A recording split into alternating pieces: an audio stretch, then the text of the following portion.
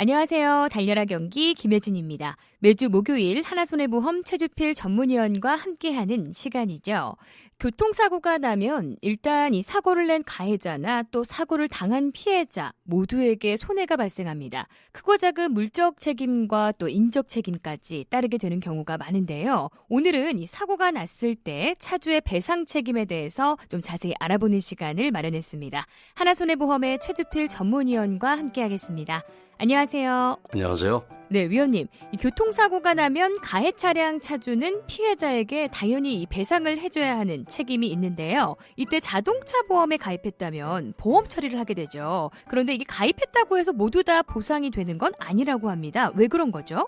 자동차 보험에 가입했다고 해서 무조건 보상되는 게 아니고요. 네. 일단 기본적으로 세 가지 원칙이 있거든요. 네. 급격하고 우연하면서도 외래적인 사고로 인해서 발생한 피해만 보상하도록 되어 있습니다. 그래서 고의로 인한 사고는 책임보험은 물론 종합보험 모두 보상하지 않는 거죠. 네. 또 자동차 보험에 가입했다 하더라도 가입 당시 계약 조건에 따라서도 보상 여부가 달라지는데 나는 우리 가족만 운전하겠습니다 하는 그러한 그 조건으로 가족 한정 특약에 가입을 했는데 가족 위에 다른 분들이 사고 나면 보상되지 않는 거고요.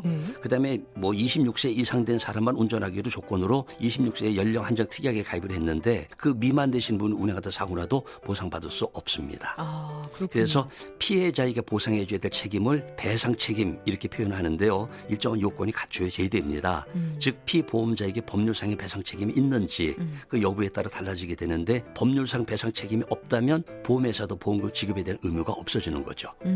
그렇군요. 이 남의 차를 훔쳐서 운전하는 거를 우리가 절취운전이라고 하잖아요. 예. 이 절취운전을 하는 도중에 이 교통사고가 날 경우에는 이 보상 여부가 어떻게 될까요? 일단은 사고 낸 운전자가 피해 보상될 책임을 지겠지만 네. 사고 낸 운전자가 도주했거나 누군지 모를 경우에 그때는 차를 놓고 그대로 그 도범이 도주할 수도 있지 않겠습니까? 그럴 때 그 자동차 번호를 조회를 해서 차주에게 찾아와서 당신 자동차 사고 당했으니까 보상해 주십시오라고 요청하는 경우도 간혹은 있습니다. 네. 근데 차주이기 때문에 무조건 물어줄 책임이 배상 책임이 발생하는 것은 아니고 관리상의 잘못이 있는지 여부에 따라 달라지게 됩니다. 네. 예를 들어서 시동을 걸어 놓았거나 아니면은 누구든지 쉽게 운전할 수 있도록 자동차 키를 실린데다 꼽아놓은 상태에서 도범이 그 차를 훔쳐서 운행해서 사고 냈다면 자동차 관리상의 잘못이 있기 때문에 차주도 피해 보상의 책임을 지게 되는 거죠. 네. 반대로 시동을 걸은 것도 아니고 키를 꼽아놓지도 않았는데 도범이 여러 가지 방법을 동원해서 시동을 걸었고 운행하는 도중에 사고 냈는데 사고 낸 이후에 도주했다면 관리상의 잘못이 없기 때문에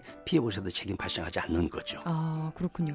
그럼 이 직접 이렇게 접촉하지는 않았지만 만약에 사고의 원인을 이렇게 제공을 했다면 배상 책임이 이게 또 발생하는 건가요? 어떤 건가요?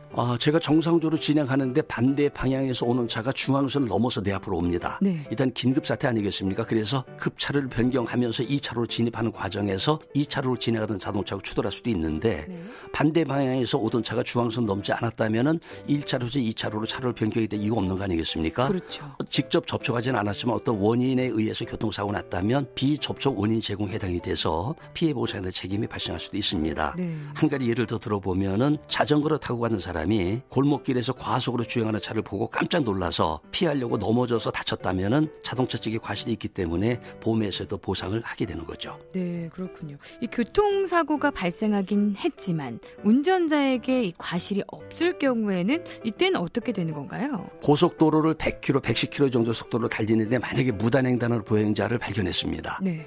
피하려고 급히 핸들을 돌리거나 아니면 급제동하다가 사고 나면 더 많은 사람이 다칠 수도 있거든요. 그리고 고속도로를 무단횡단하는 사람이 있을지도 모른다는 것까지 염두에 두면서 전방을 잘 살피면서 운행해야 될 그런 의무를 운전자에게 사실은 부여하기는 어렵습니다. 그래서 이것을 불강력적으로 보기 때문에 이때는 자동차 운전자에게는 배상 책임이 발생하지 않는 거죠. 네. 과실이 없기 때문에 책임을 지지 않는 것을 과실 면책이라고 합니다. 그리고 야간에 술에 취한 보행자가 육교 바로 밑에서 무단횡단하다 사고 날 경우에는 운전자에게 배상 책임이 없다라고 결정했던 판례도 있었고요. 또 신호 대기로 정지하고 있는데 보행자가 부딪혀서 부상을 당했을 때도 배상 책임은 없다라고 하는 판례가 있었다는 점도 참고를 하시기 바랍니다. 그렇군요. 자, 지금까지 차주의 배상 책임에 대해서 좀 살펴봤습니다. 오늘 도움 말씀 고맙습니다. 감사합니다.